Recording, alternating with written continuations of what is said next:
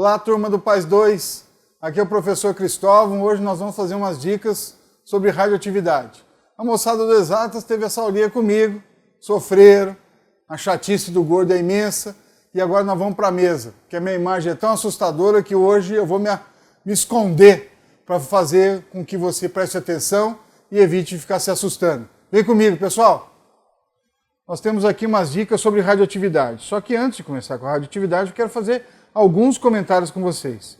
Moçada, uma vez um aluno perguntou, mestre, eu falei, oi, como é que dois prótons, duas cargas positivas, podem morar juntas? Aí fiquei pensando, verdade, né? As duas cargas positivas, elas apresentam uma força de repulsão. Aí eu falei, interessante. E com isso, eu cheguei para o aluno e falei, olha, quando a distância for menor ou igual a 4 femtometros, femtometros é 10 a menos 15 metros, tá? Existe uma segunda força muito importante. Essa segunda força é uma força, peraí, calma, essa segunda força é chamada força nuclear. Força nuclear. Então, nós temos aqui duas forças interagindo. Nós temos uma força repulsiva e nós temos uma força nuclear. Mas veja que o grande fator aqui foi a distância. Então esse núcleo aqui, turma, é um núcleo estável, que nós temos a distância ideal para que esta força nuclear mantenha próximo essas duas cargas positivas, apesar da repulsão. Porém, essas duas cargas positivas, elas podem estar mais afastadas. A distância fica maior do que 4 femtometros. A força de repulsão está presente, mas olha o que está ausente, turma, ou diminuída, é a chamada força nuclear. E esse núcleo fica um núcleo instável. E se ele fica instável, ele emite radiação. Então, vai vir a ideia da radiação. Nos livros aparece assim, defina a radioatividade, é o fenômeno de instabilidade nuclear. Só que essa instabilidade acontece por essa ausência da força nuclear, pelo afastamento dos prótons por algum motivo. Então esse é o primeiro passo da nossa aula. Segundo passo da revisãozinha nossa é falar que existe uma legenda. E essa legenda é uma revisão para todo mundo. Você conhece um nêutron? Não, mestre. Ó, nêutron tem número atômico 0, número de massa 1. Isso é um nêutron. Ó que lindo. Ó, isso é um próton, sempre letras minúsculas, número atômico 1, número de massa 1. Ó, um elétron. Nossa, mestre! Um elétron, massa 0, carga relativa menos 1. Becquerel chamou de beta, 0 e menos 1. Puxa, que legal! Assim como vira e mexe, o CESP gosta de comparar esse ao núcleo do isótopo prótio. Olha lá, ó. Esse é um prótio, tá? Aliás, graças à massa do prótio, a gente determinou a massa do próton. Eu também tenho aqui, turma, a alfa. Já ouviu falar de alfa? Não, a alfa é uma partícula gorda. Qualquer comparação comigo, você está expulso. Número atômico 2, número de massa 4. Olha lá, ó.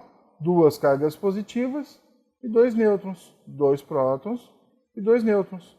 E a gama, turma? Cidade satélite? Não. Ó, isso daqui é uma onda eletromagnética, ó, onda de origem nuclear, ó, onda de origem nuclear, certo? Então nós temos alfa, temos beta, temos gama, temos nêutron, temos próton. Algumas provas aparecem pósitron, já ouviu falar? Pósitron? Não, é um alarme, não. Massa 0, carga relativa mais 1, tá? Bom, então essa é a segunda partezinha interessante. Terceira, turma, nós vamos falar aqui agora do momento de penetração. Isso daqui, turma, mostra a penetração. Penetração da radiação nos materiais. Então veja que uma folha de papel já consegue bloquear uma alfa. Veja que um alumínio já bloqueia uma beta. Porém, a radiação gama, ela passa pelo papel, ela passa pelo alumínio e ela para no chumbo. Poderia ser também uma parede de concreto bem espessa. Também conseguiria fazer a diminuição ou a estabilização dessa penetração. Alguns detalhes que a gente comentou com vocês. A alfa, tá? Comparada ao núcleo do hélio, com carga relativa 2 e massa 4. A beta, com característica eletrônica, massa relativa 0 e carga menos 1. Poder de penetração médio, tá? Agora, eu queria passar para vocês um ponto. Primeira e segunda lei da radioatividade. Falando rapidinho, né, moçada? Dica é dica, né? Então nós temos aqui, ó. Só que antes de falar de qualquer coisa, eu queria chamar a atenção de vocês para a presta atenção, para de conversar na sua casa, cara. Tá? Pega a pipoca, pega o suco de laranja, um guaraná, um sorvete. Ó, vou falar uma vez só. A desintegração do nêutron. Me acompanha aqui na tela, vem cá por mim. Moçada, a desintegração do nêutron, ó, ele produz 4 coisas. Ele produz, quando o nêutron desintegra, um próton, um elétron, que é a tal da partícula beta. Presta atenção no que eu estou falando, né? Um próton, uma beta, um neutrino, no movimento anti-horário, e a radiação gama. 4 coisinhas. Desintegrou um nêutron, você tem próton, elétron, beta, o neutrino e a gama. Beleza? Volta.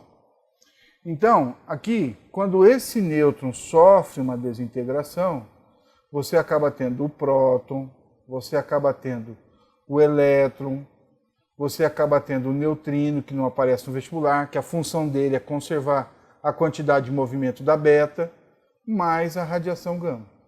Tá? Essa é a ideia da desintegração do nêutron. Então você tem aqui a primeira lei da radioatividade, que o pessoal chama de emissão alfa.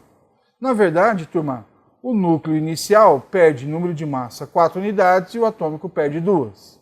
E a segunda lei, quando você desintegra o nêutron, fica um próton a mais, um elétron, que é a beta, mais a radiação gama. Essa é a ideia da primeira e segunda lei da radioatividade, beleza? Turma, eu coloquei aqui um exemplo de uma transmutação. O que é transmutar? É alterar o núcleo. Então nós temos aqui a modificação de nitrogênio para oxigênio, de berílio para carbono, de alumínio para fósforo. Quer ver? Eu quero falar uma coisa com vocês. Pessoal, gente, eu estava falando isso outro dia com os alunos. Sabe quando você quer explicar que os caras colocaram berílio dentro de um frasco, e esse berílio dentro de um frasco foi incidido sobre ele, radiação alfa, e que o aluno estava... Sabe aquela empolgação? Então, imagine radiação alfa 4 e 2, tá? Batendo do berílio e tal, e virou carbono. Eu falei, gente, ó, imagine um micro-ondas. Imagine se fosse possível isso. Você coloca lá dentro um abacaxi. Abre a tampa, coloca um abacaxi, pum, manda a alfa lá dentro, como se fosse possível. Estou inventando isso. Manda a alfa lá dentro. Quando você abre, turma, tem um repolho lá dentro. Oh, mestre, mas como é que pode inicialmente ter um abacaxi e depois um repolho? Ah, isso você achou estranho. Mas isso que eu estou mostrando na tela, vem comigo. Isso que eu estou mostrando na tela você acha normal? Você tem no início berílio, no final carbono, para você está tudo bem? Não, né, meu? Aliás, essa equação que você está vendo é a equação da descoberta. Essa reação, esse índice que você está vendo, é a descoberta do nêutron. Ou seja, os caras fizeram uma incidência de alfa em cima do berílio e ele se transformou em carbono e liberou esse cara. E quem é esse cara 0 e 1? Esse cara é o nêutron. Então, em 1932, Chadwick acabou fazendo a descoberta dos nêutrons, tá? A incidência de berílio. Professor, o que é uma transmutação artificial? É quando você incide radiação em cima de um núcleo para que ele se transforme em um novo núcleo. Se você não fizer a incidência, professor, então você tem aqui, ó, carbono 14 e 6. E ele é instável, ele emite radiação. Desintegra um nêutron de 6, ó, de 6 vira 7. De 6 vira 7. 7 nitrogênio. Mantém a massa. Lembra da ideia? São isóbaros, tá? Isóbaros, mais quem? Mais beta, mais gama. Então veja, isso é uma transmutação, só que não teve incidência de radiação. Sem incidência de radiação, você tem uma transmutação natural. Com incidência de radiação, uma transmutação artificial. As leis da radioatividade. Aqui, novamente, só para deixar claro, eu tenho aqui a incidência, a desintegração do carbono, 14, aonde desintegra o nêutron, então um próton a mais, certo? De 6 ele vai para 7. O que mais? Mantém a massa, na segunda lei da radioatividade a massa não altera, mais beta, mais a radiação gama, ok? Esse ponto, turma, eu coloquei um espaço com uma foto e um espaço vazio. Então vamos para a ideia. A sequência vai ser assim, ó, vou te explicar a sequência. Em 1934, um cara chamado Enrico Fermi fez a seguinte ideia. Ele pegou um urânio, número atômico 92, tá? Número de massa 234 e jogou um nêutron. Professor, mas para quê? Turma, lembra que um cara estável, ele não emite radiação? Beleza, então esse urânio 234 que você está vendo, ele não emite radiação. Por que ele não emite? Porque o núcleo está estável. Os prótons estão a uma distância menor que 4, então ele está estável. Só que ele sacou o seguinte, se eu tiver um próton, beleza? E jogar um nêutron lá dentro, os prótons se afastam. Se os prótons se afastam, a distância fica maior que 4 e o núcleo fica instável. Então ele vai fazer o quê? Ele joga um nêutron, um acelerador de partículas, joga um nêutron no urânio. Esse urânio, 234 vira 235 e 92. Esse cara é o quê, turma? Instável. E ele emite o quê? Radiação. Então esse urânio 235 é um urânio instável. Beleza. Então foi isso que foi feito em 1934. Em 1938, os caras fizeram o seguinte, eles pegaram o urânio, só que agora, ao invés de pegar o estável, como eles tinham feito em 1934, eles pegaram um instável. Ah, o cara já é instável? Sim. E agora eles vão acelerar um nêutron em cima. Turma, quando eles aceleram o nêutron em cima do urânio instável, ao invés de, em 34, se você observar, o estável, com a chegada do nêutron, ficou instável. Em 1938, o instável, quando chega a colidir com o núcleo do urânio, ele se separa em núcleos menores. Então a fissão é a separação de núcleo maior e núcleos menores. Veja, 92 prótons, se eu somar 36 do criptônio e 56 do bário, eu tenho 92 prótons.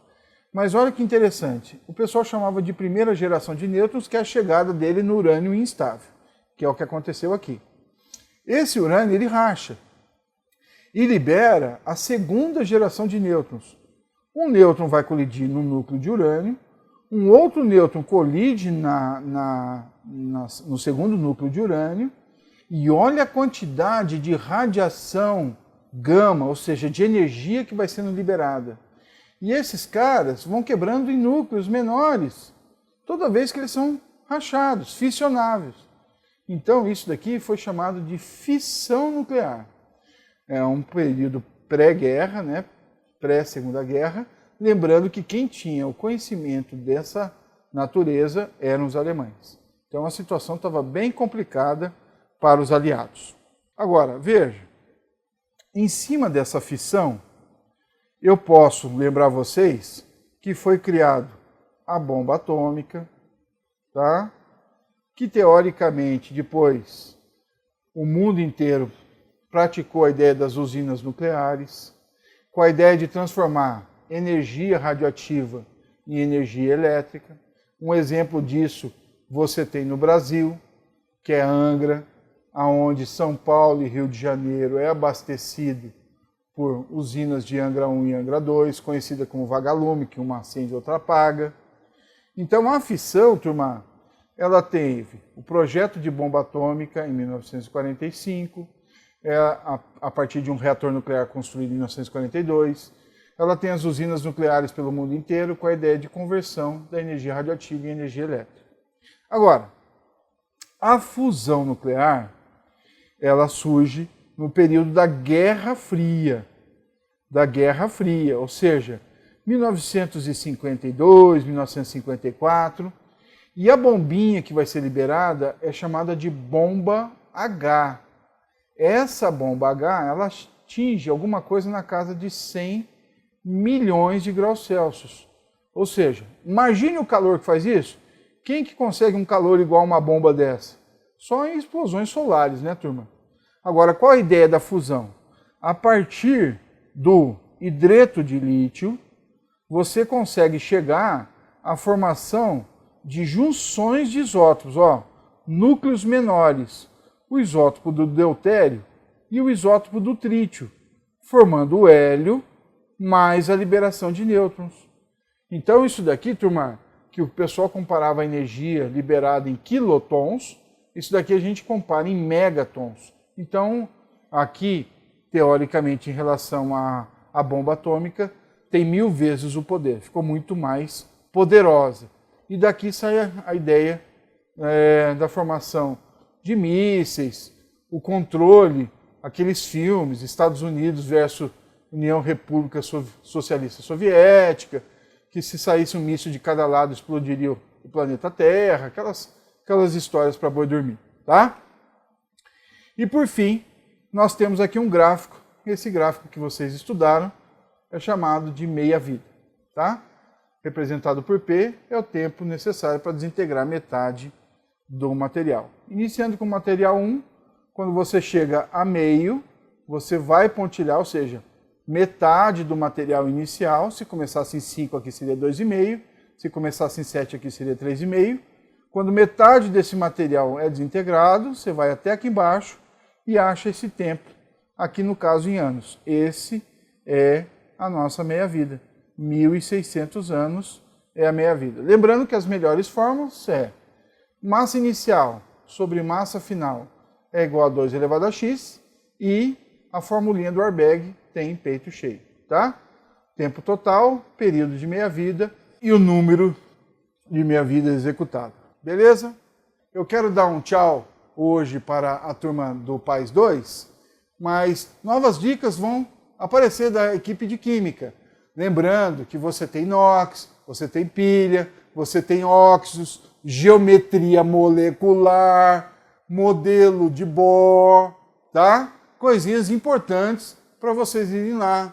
Ligação iônica e covalente, comparado. O conteúdo é extenso, mas você está bem preparado, a equipe do Exatas acredita nisso.